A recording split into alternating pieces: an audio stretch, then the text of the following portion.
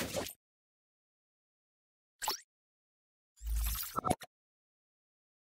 semuanya, selamat datang dalam program FEB Podcast. Perkenalkan, saya Widya Paramita yang akan memandu bincang-bincang kita kali ini.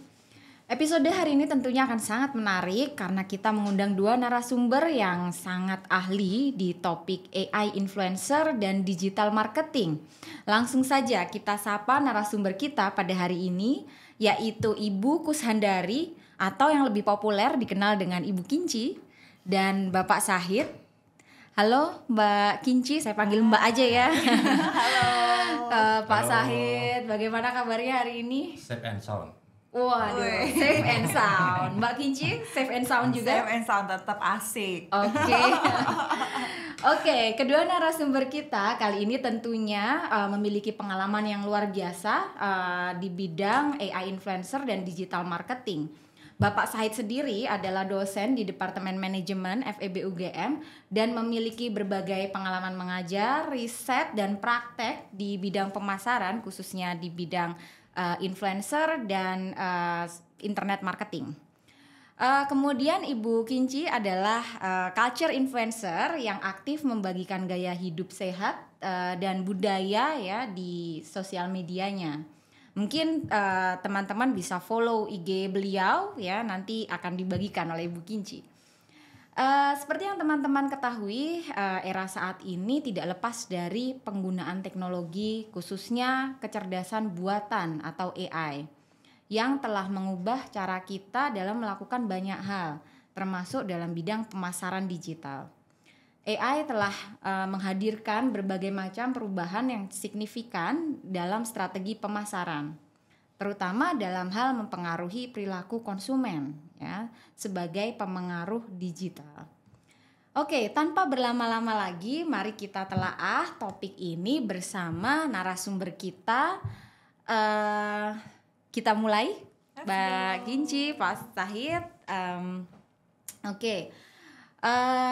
Ya, mengingat penerapan AI di bidang pemasaran yang sudah luar biasa jamak gitu di masa sekarang ini, mungkin Bapak Sahid, bagaimana Bapak melihat perkembangan terakhir bidang pemasaran digital melalui penerapan kecerdasan buatan pada sosok pemengaruh yang sebelumnya mungkin didominasi oleh manusia, tapi saat ini mulai banyak digantikan oleh sosok AI begitu ya, yang ternyata mulai banyak diterima juga oleh masyarakat. Misalnya Arbiso atau mungkin Talasha Pov ya, mungkin Lentari Van Loren ya, saya pronunciation-nya mungkin kurang tepat. Ya, bagaimana Pak menurut Bapak? Ya sebenarnya menurut saya ini bukan hal yang baru ya, karena sejak saya kecil juga sudah mengenal tokoh-tokoh kartun kan, yang mereka kemudian dibangun sebuah karakter tertentu yang kemudian kita benar-benar merasa itu ya seperti sungguh gitu loh, seperti Tom and Jerry zaman saya dulu ya, Popeye ya, kemudian juga ada Donald Duck ya, dengan berbagai karakternya. Jadi sebetulnya apa yang terjadi dengan sekarang ini, ada Arbiseo, kemudian Lil Mequela, kemudian ada Talasha Pop, kemudian juga ada Lentari Pagi, itu ya ini seperti metamorfose saja ya, dalam konteks yang berbeda gitu. Artinya saya sebagai pemerhati itu merasa optimis ya, bahwa masyarakat bisa menerima pada akhirnya. Sama persis dengan waktu saya kecil ya, saya bisa menerima tokoh Popeye, kemudian Donald Duck, Tom and Jerry. Jadi benar-benar seakan-akan mereka memang hidup dan ada gitu loh. Nah ini yang menarik ya, kira-kira seperti itu. Oke, baik Pak. Ayo, siapa nih yang masih tahu Popeye? Ini pembicaraannya lintas generasi nih. Kalau untuk Ibu Kinci sendiri sebagai praktisi digital kreator dan influencer ya, apakah Ibu melihat kehadiran pemengaruh atau influencer AI ini sebagai ancaman yang akan menggusur influencer manusia nih? Dan apakah mereka sebetulnya ya, bisa lebih baik atau human influencer nih yang lebih baik? Oke, jadi kalau dilihat sebagai ancaman, mungkin lebih tepatnya adalah dilihat sebagai challenge ya. Jadi kalau misalkan memang kita lihat sekarang tadi seperti yang sudah disebutkan oleh Pak Sahid ya, kita lihat Lentari Pagi tuh jokes-jokesnya bukan cuman penampilan fisik, tapi jokes-jokesnya tuh kayak nyata sekali gitu. Justru menurut saya ini adalah challenge buat human influencer yang hidup dan bernafas ini dengan nyata untuk mengupgrade dirinya gitu. Untuk agar kita tuh nggak sekedar sama aja jadi sama seperti robot gitu ya. Dan ini menurut saya tuh jadi sebuah refleksi sebenarnya Mbak. Jadi sebuah refleksi untuk kita, apa sih yang sebenarnya membedakan sisi manusia dengan sisi yang buatan, yang robot itu gitu.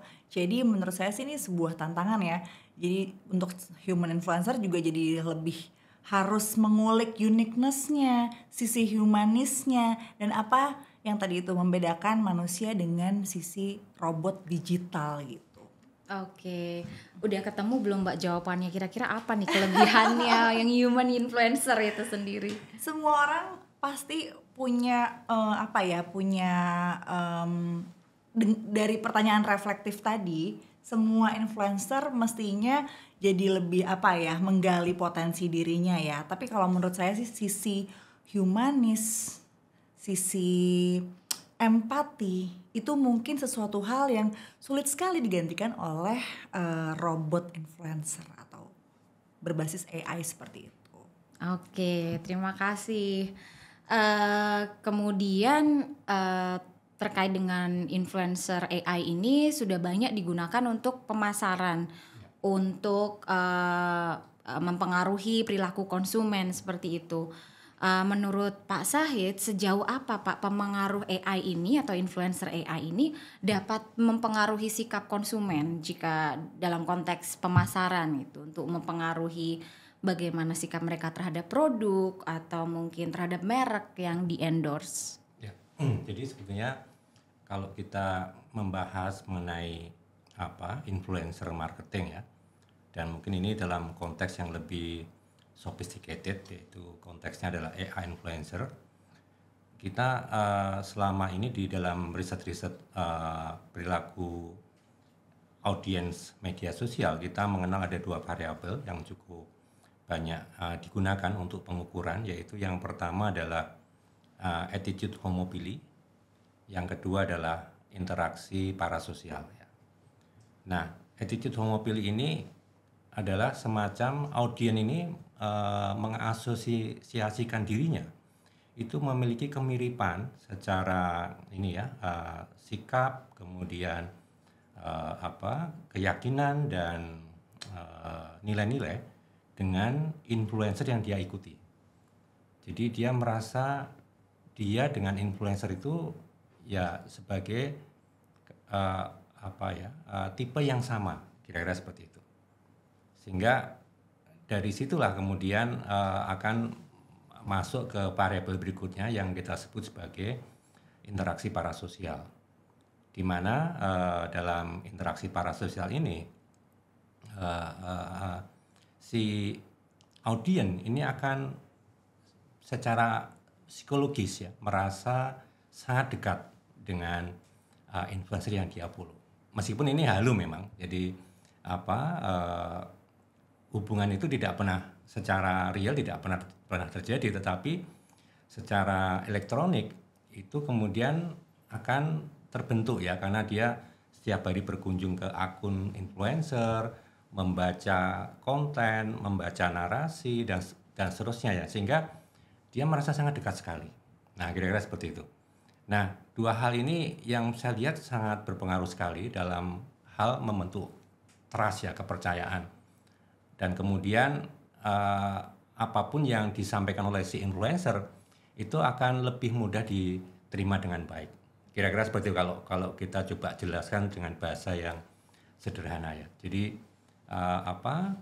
attitude homopili, kemudian parasocial interaction ini adalah 2 hal yang memang kemudian jadi tantangan bagi AI influencer ya, karena kalau Mbak Kimchi ini kan sebagai influencer yang nyata itu kan dikaruniai ini ya akal, cipta, rasa, karsa ya, kemudian bisa mereka sedemikian rupa bagaimana agar bisa dekat dengan followernya dan seterusnya. Tapi kalau AI influencer ini kan robot ya, yang tentu saja ini tantangan terbesar bagi si pengendali robot ya. Bagaimana dia bisa membentuk attitude homopili, bagaimana bisa dia membangun para social interaction. Nah, kira-kira seperti itu. Oke, baik Pak. Berarti dengan adanya interaksi parasosial dan sikap homofili itu akan terbentuk kepercayaan. Begitu percaya, kemudian si influencer AI ini mau merekomendasikan produk apapun, merek apapun, itu akan cenderung lebih mudah diterima ya Pak. Oke, untuk AI influencer sendiri, bagaimana mereka bisa meningkatkan interaksi parasosial dan sikap homofili tadi Pak? Justru itu. Jadi saya sangat concern terhadap hal ini karena whatever kemudian memang teknologi saat ini belum bisa kemudian secara independen ya si AI influencer ini kemudian menjadi seperti drone influencer yang mandiri ya, belum ya. Jadi tetap di belakangnya ada aktor intelektual dan saya yakin di situ mesti ada tim ya. Tidak mungkin hanya satu orang yang kemudian merancang sedemikian rupa. Jadi saya mengamati seperti ini ya, Thalassa Pop, kemudian Lentari Pagi, Arbiseo ya. Ini memang saya lihat mereka mulai mencoba tadi membumi ya. Jadi menghilangkan atau menghapus kesan robot itu loh. Sehingga kemudian ya orang lama-kelamaan kemudian akan terbiasa gitu loh. Seperti hanya kalau kita berinteraksi dengan manusia biasa gitu. Nah itu yang menarik. Sehingga memang aktor intelektual di belakang AI influencer ini yang benar-benar harus selalu update, benar-benar harus selalu cerdas memilih narasi ya. Jangan sampai kemudian terjebak pada hal-hal yang sebetulnya tidak patut gitu loh. Karena ada di beberapa konteks AI influencer itu saya juga melihat dia kemudian lebih mengarah ke fisik. Nah itu loh. Nah ini yang menurut saya kurang pas gitu loh, karena ya bukan itu menurut saya yang menarik di mata audiens ya. Tidak sekedar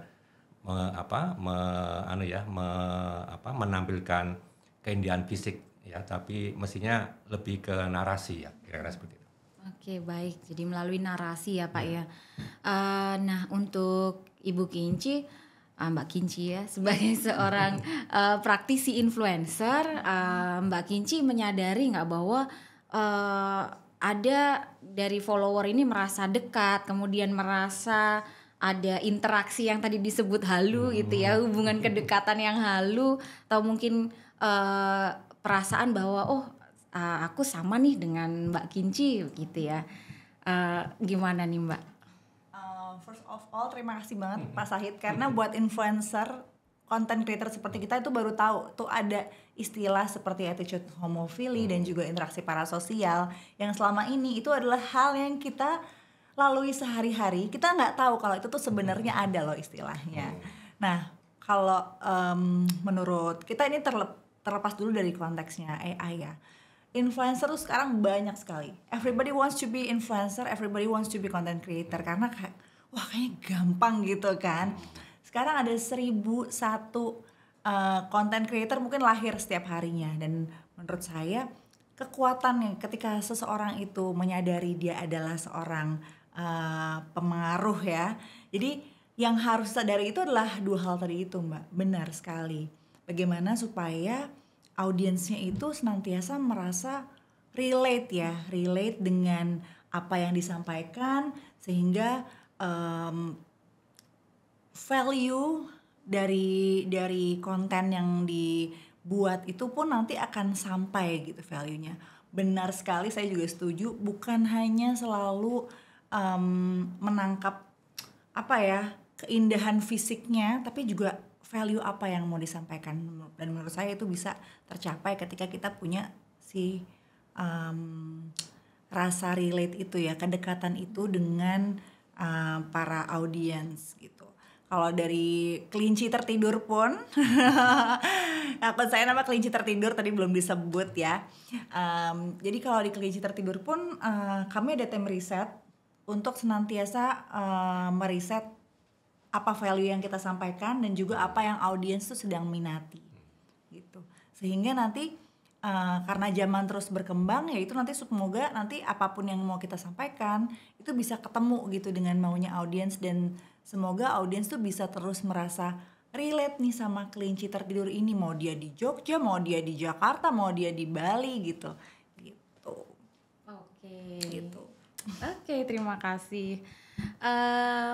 Nah, dengan maraknya penggunaan influencer AI ini, tadi Bapak Sahid sempat menyebutkan ya, sempat memberikan warning jangan sampai AI influencer ini terjebak ke hal-hal yang tidak elok gitu ya Pak. Ini berarti kan kaitannya dengan etika dalam pemengaruh AI atau influencer AI. Nah, menurut Pak Sahid, adakah potensi-potensi terkait dengan masalah etika itu di balik popularitas AI influencer?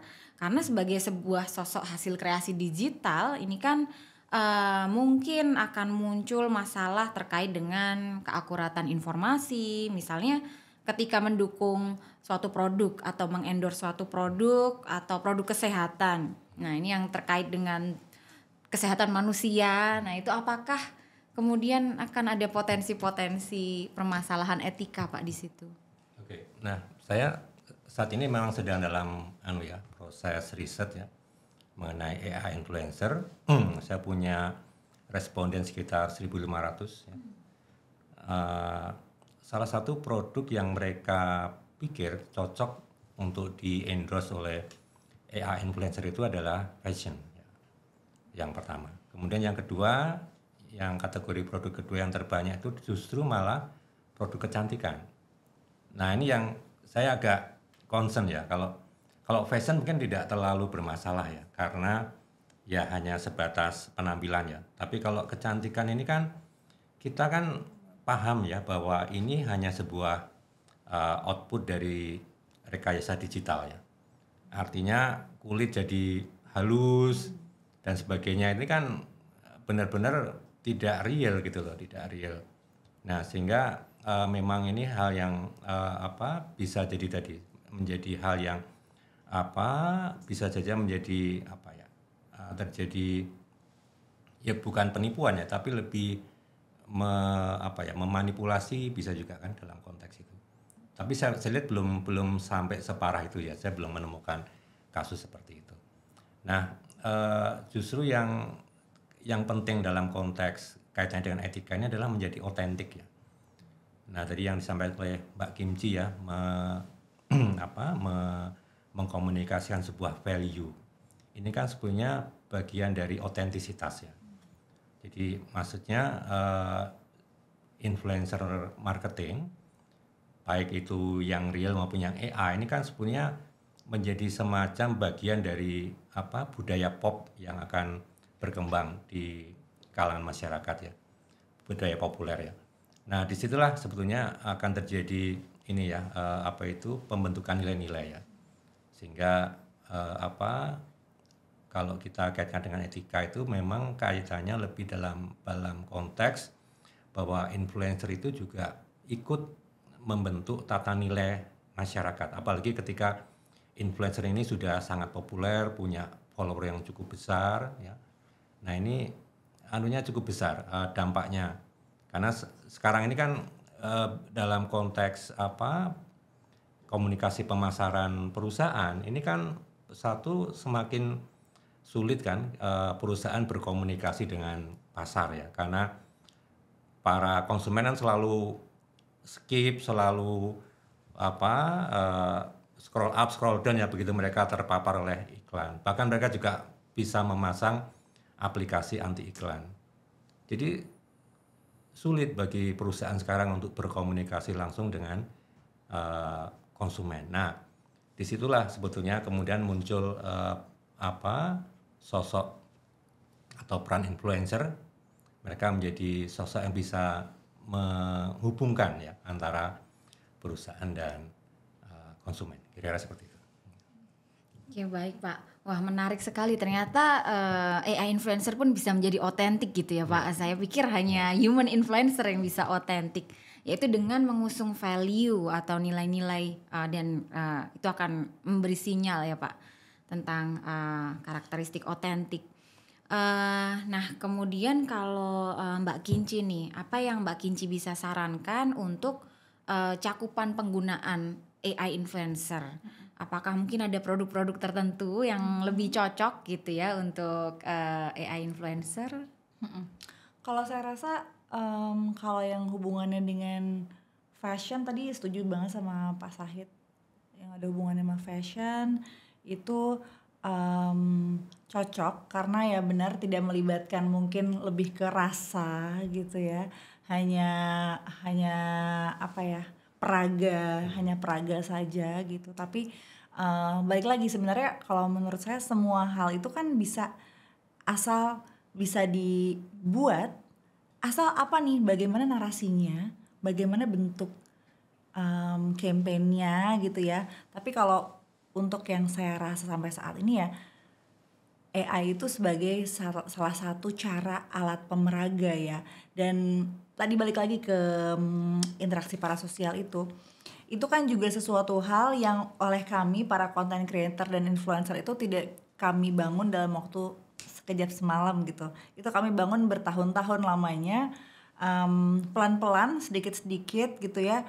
Dan ya mungkin kalau ada hal-hal yang apa ya, yang ada hubungannya lebih dengan kesehatan manusia gitu ya, perasaan, pengalaman gitu ya, yang melibatkan rasa, ya itu mungkin agak sulit ya kalau misalkan dipromosikan oleh seorang AI influencer.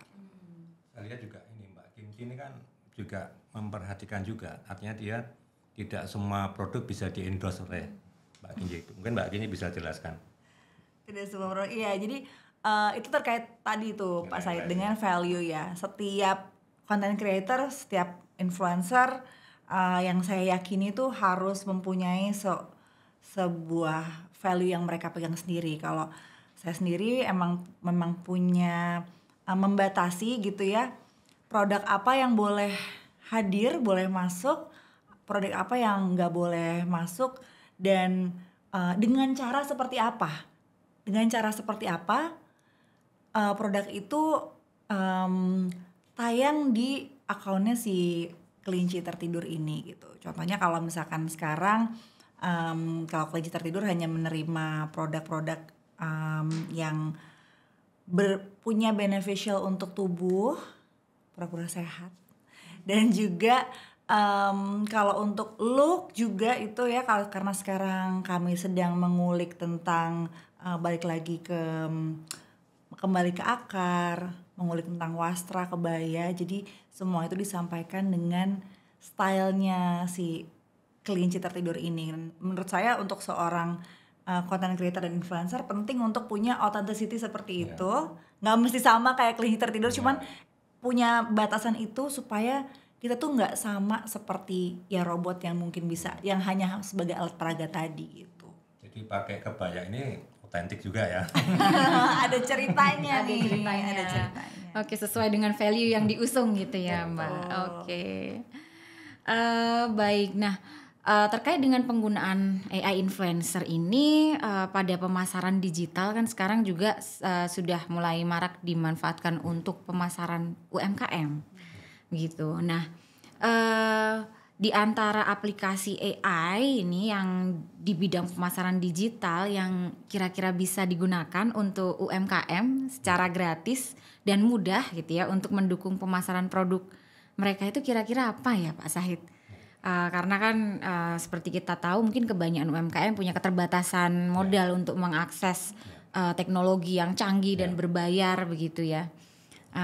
Ini mungkin kira-kira bisa berbagi tips untuk rekan-rekan UMKM kita. Ya kalau saya punya pemikiran sederhana ya, jadi misalkan di perguruan tinggi ataupun di balai-balai pembinaan UMKM itu mereka berlangganan ChatGPT ya, yang premium ya. Karena dengan sebenarnya banyak sih aplikasi, cuma sebenarnya ChatGPT sudah cukup. Ini bukan promo ya, tapi pengalaman saya menggunakan ChatGPT sudah cukup. Kita bisa membuat gambar, video hanya dengan teks. Nah artinya UMKM pun punya hak yang sama untuk sukses menggunakan AI dalam kepentingan mendukung bisnisnya. Sebetulnya ChatGPT sebagai sebuah ini ya generative AI itu kan memang sudah dirancang sangat sederhana. Artinya kita bisa pakai bahasa Indonesia, tidak harus pakai bahasa Inggris ya dalam memberikan perintah pada mesin ya. Memang ada semacam kaidah-kaidah yang kita sebut sebagai prompt engineering ya, rekayasa prompt, rekayasa perintah pada mesin ya, yang sedemikian rupa sehingga kita bisa memaksimalkan output dari ChatGPT. Nah inilah yang barangkali bisa dilakukan oleh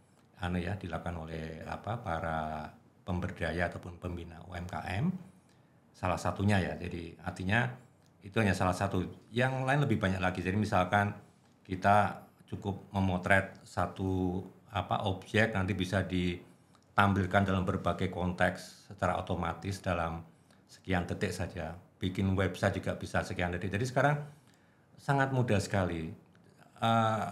Tinggal, dan saya yakin kalau yang UMKM yang generasi milenial atau Z itu pasti mereka sudah bisa mengikuti lah. Artinya tidak perlu dukungan yang terlalu teknis ya. Paling dukungan ini aja langganan ChatGPT yang premium karena lumayan tuh paling enggak sekitar 300.000 per bulan. Kalau untuk UMKM kan lumayan ya. Kira-kira seperti itu. Jadi sangat-sangat disarankan dan karena AI ini akan membuat pekerjaan kita menjadi lebih cepat. Nah itu loh, lebih cepat dalam presisi. Nah kira-kira seperti itu. Jadi sama sekali memang tidak akan menggantikan ilmu-ilmu otentik aslinya, tapi dengan AI kita bisa berbuat lebih banyak, berbuat lebih cepat. Nah mudah-mudahan dengan pola seperti itu UMKM jadi lebih maju berkembang. Nah ini kan tapi mungkin sampai saat ini literasi digital dari rekan-rekan UMKM juga masih sangat bervariasi ya Pak.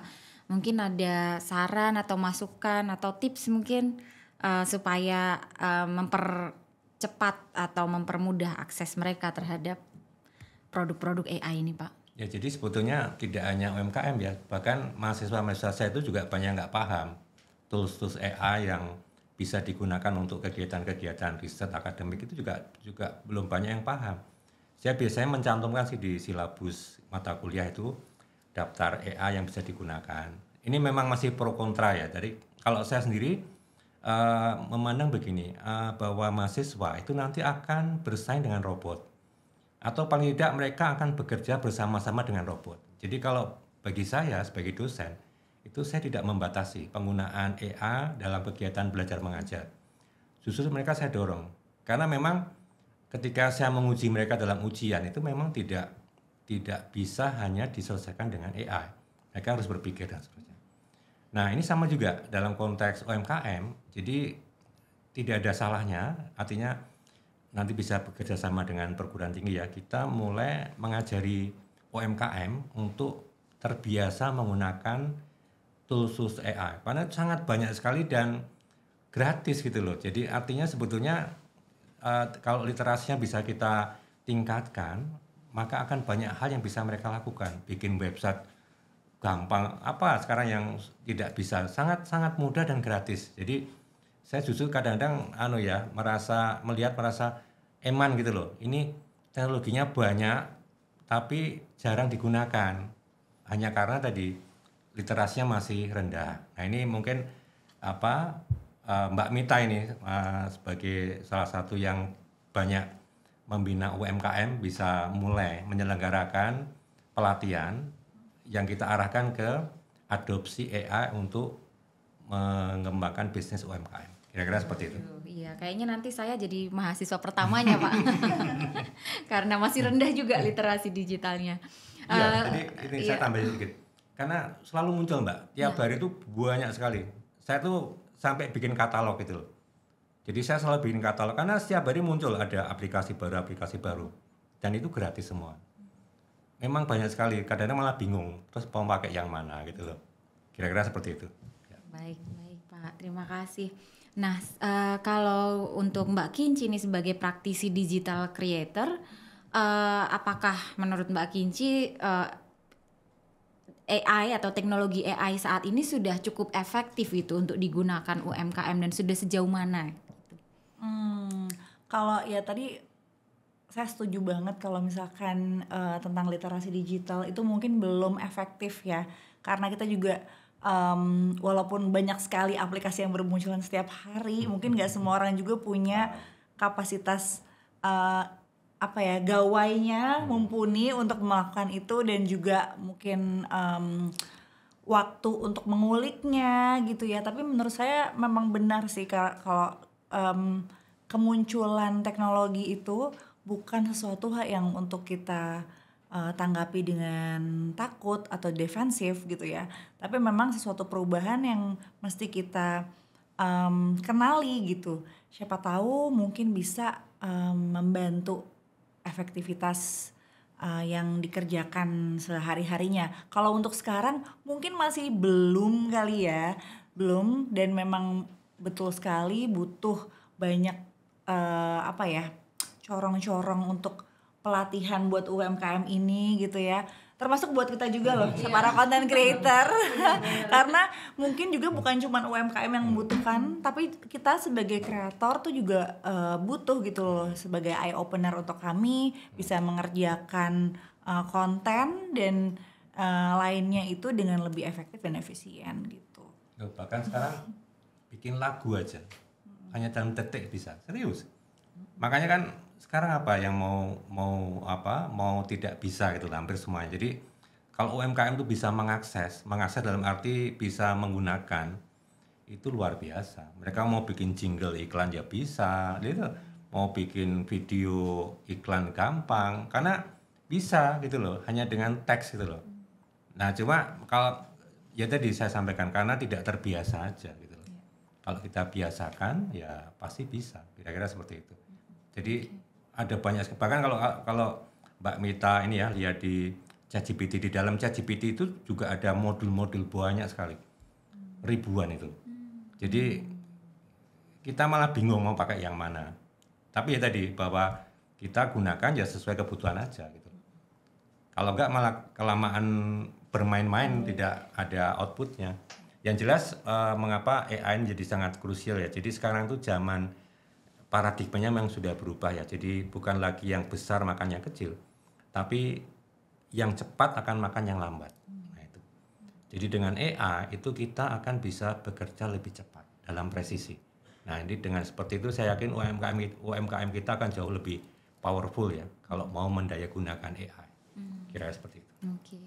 Baik, menarik ya, nanti digital creator juga mungkin nantinya bisa menggunakan teknologi AI. Digital nih. Benar. Mbak Kinci capek digantikan oleh sosok AI. Iya. Di cloning. Bisa. Iya. Nah, sekarang apapun bisa. Ya, seperti saya lihat yang di ini AI influencer kan mereka sudah melakukan hal itu. Jadi luar biasa memang. Jadi video tempeli wajahnya ya udah jadi. Jadi memang kemudian sekarang kita punya termangu-mangu tuh loh. Terus bagaimana dengan isu otentisitas gitu loh. Nah itu loh kira-kira seperti itu. Ketika semuanya jadi lebih mudah, lebih cepat ya. Terus apakah kemudian malah tidak terjadi paradoks ya, orang kemudian malah mencari yang lama, yang lambat itu loh. Kira-kira seperti itu. Ketika semuanya jadi lebih cepat, lebih mudah, itu kan mungkin orang malah termangu-mangu kan. Ya kan, terlalu sempurna. Too good to be true itu kan jadi masalah juga sebetulnya. Cari yang otentik gitu. Nah, itu kira-kira seperti itu. Oke. Baik. Nah, kalau untuk yang sudah digunakan saat ini untuk AI teknologi, kira-kira menurut Mbak Kinci bagaimana kualitasnya nih dari sisi narasinya, dari sisi inovasinya? Apakah sudah mendekati atau bahkan melebihi nih karya asli manusia? Oke, kalau dari sekarang mungkin dari sisi narasinya tuh belum kali ya, atau mungkin saya yang terlalu memakai rasa ya, nggak tahu. Tapi kayak dari sisi empati gitu ya, kita masih bisa membedakan lah gitu ya, belum bisa baper-baper amat gitu sama AI influencer gitu. Tapi kalau dari sisi hanya peraga, menurut saya itu suatu hal yang udah lebih efektif. Maksudnya lebih efektif mungkin ya kalau misalkan mungkin saya punya brand fashion gitu kan, mungkin harus melakukan pekerjaannya tuh kayak panjang lama gitu kan. Tapi kalau ini mungkin bisa lebih cepat. Tapi dari sisi empati, ketika menyuarakan sebuah value dari sebuah narasi, mungkin itu butuh waktu untuk bisa lebih menyampaikan rasanya gitu kepada kami yang para manusia ini gitu. Oke, baik. Seru sekali sore ini dan tidak terasa ya kita sudah banyak sekali ngobrol tentang AI influencer. Dan pertanyaan tadi sekaligus menutup episode kita pada siang hari ini.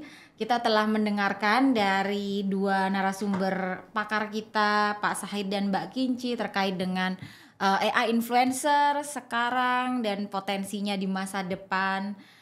Terima kasih sekali Pak Syahid dan Mbak Kinci yang telah bersedia hadir dan berbagi ilmunya pada FEB Podcast hari ini. Demikian episode kali ini, sampai jumpa di episode berikutnya.